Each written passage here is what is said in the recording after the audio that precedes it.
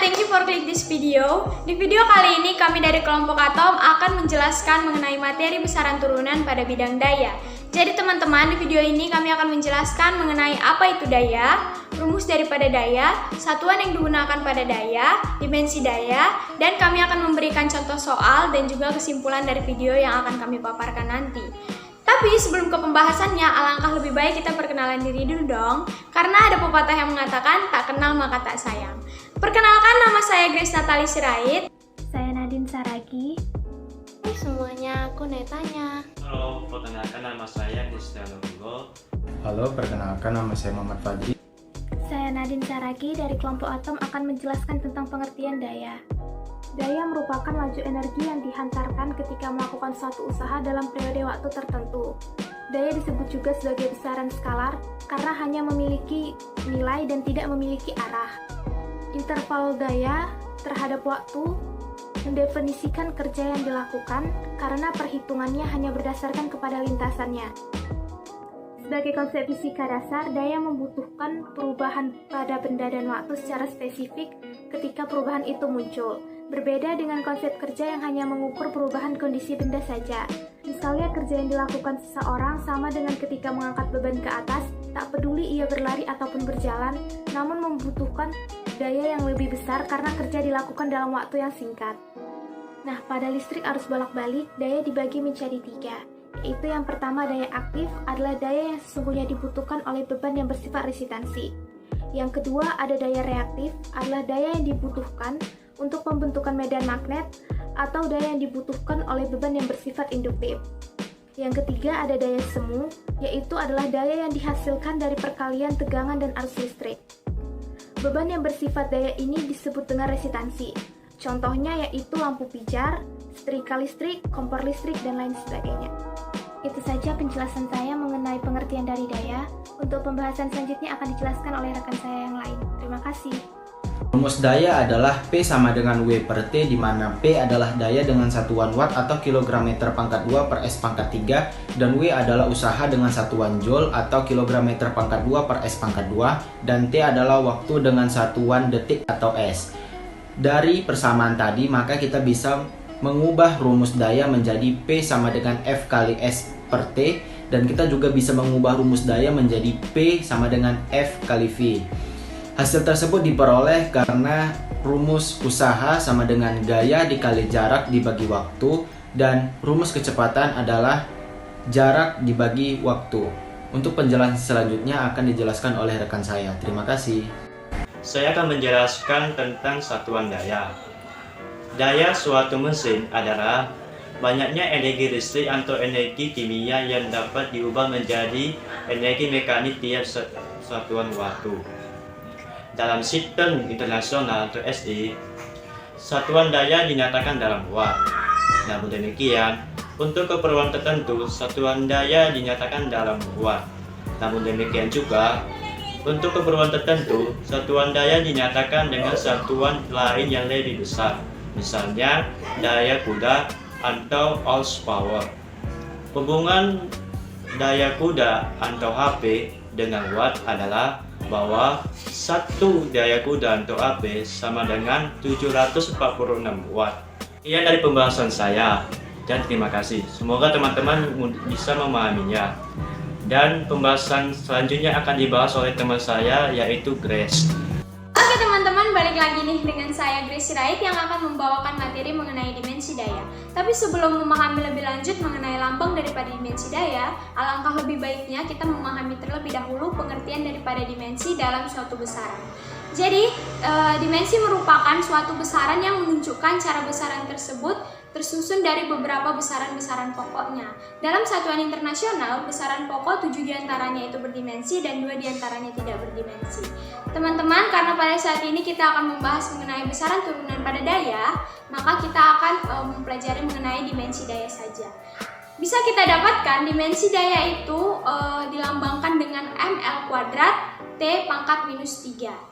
Begitu teman-teman. Nah, mungkin teman-teman banyak nih bertanya, dari mana sih bisa dapatnya ml kuadrat T pangkat minus 3?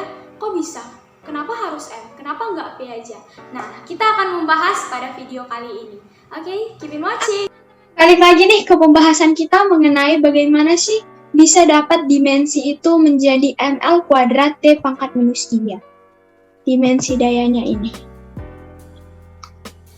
Jadi teman-teman, sesuai dengan pengertian dimensi, dimensi merupakan suatu besaran yang menunjukkan cara besaran tersebut tersusun dari besaran-besaran pokoknya. Maka dari itu, hasil dari dimensi daya ini didapat dari hasil dari dimensi rumus pada daya. Nah, seperti yang kita tahu, rumus pada daya itu merupakan P sama dengan W per T. Benar bukan? Jadi teman-teman, dimensi daya itu diperoleh dari dimensi W dan juga dimensi T. Nah, jadi apa sih dimensi W itu dan apa dimensi T itu? Kita bahas satu-satu ya. Jadi teman-teman, dimensi daripada W atau usaha itu diperoleh ialah ml kuadrat T pangkat minus 2. Ingat teman-teman, di sini masih T pangkat minus 2.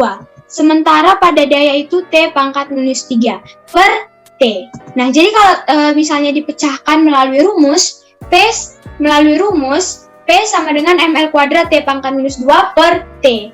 Tapi di sini untuk dimensi waktu, T-nya itu huruf besar atau huruf kapital, sedangkan dalam rumus T-nya itu merupakan huruf kecil. T lambang kecil dan untuk dimensi itu T kapital. Seperti itu teman-teman. Nah, untuk mendapatkan si dimensi daya itu digabungkan teman-teman. Dari si dimensi W tadi yang merupakan ml kuadrat T pangkat minus 2 per dimensi waktu yaitu T digabungkan menjadi si dimensi daya ini. Loh, kenapa si dimensi daya bisa T pangkat minus 3? Ingat teman-teman bahwa ketika kita menaikkan per ke atas itu otomatis si minusnya ditambah 1. Jadi ketika ml kuadrat T pangkat minus 2 ini per T, T-nya ini harus kita naikkan dong, karena dalam dimensi tidak ada yang namanya per. Jadi untuk cara membulatkannya, si T-nya ini, si dimensi dalam waktu ini, kita naikkan ke atas dengan cara menambahkan T yang pangkat minus 2 ini ditambah 1, menjadi T pangkat minus 3. Begitu teman-teman, sehingga didapatlah dimensi daya. Intinya teman-teman, ketika teman-teman ingin membulatkan suatu operasi hitung yang ada per-pernya, teman-teman harus menambahkan 1 pada pangkatnya, seperti ini. ml kuadrat T pangkat minus 2 per T dibulatkan menjadi ml kuadrat T pangkat minus 3. Nah, karena di sini lambangnya itu T, maka yang kita tambahkan itu T. Maka jadi minus 2 ditambahkan 1 menjadi minus 3. Tapi kalau misalnya tadi di sini L, contoh ya teman-teman.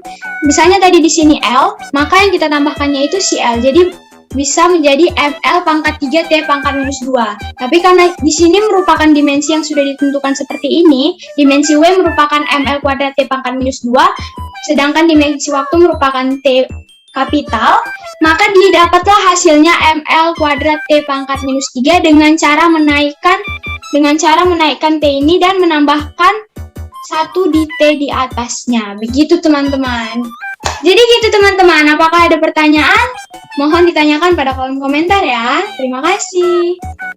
Saya serahkan ke teman saya, Netanya Gabriela Pasaribu, untuk memberikan contoh soal kepada kita. Di sini aku akan menjelaskan contoh soal daya yang sudah kusediakan bersama kelompok satu timku. Nah, kita masuk ke contoh soal pertama. Tertulis bahwa Ani sedang melakukan sebuah usaha sebesar 750 Joule untuk memindahkan sebuah meja selama 5 menit. Hitunglah besaran daya yang dilakukan oleh Ani untuk memindahkan meja tersebut.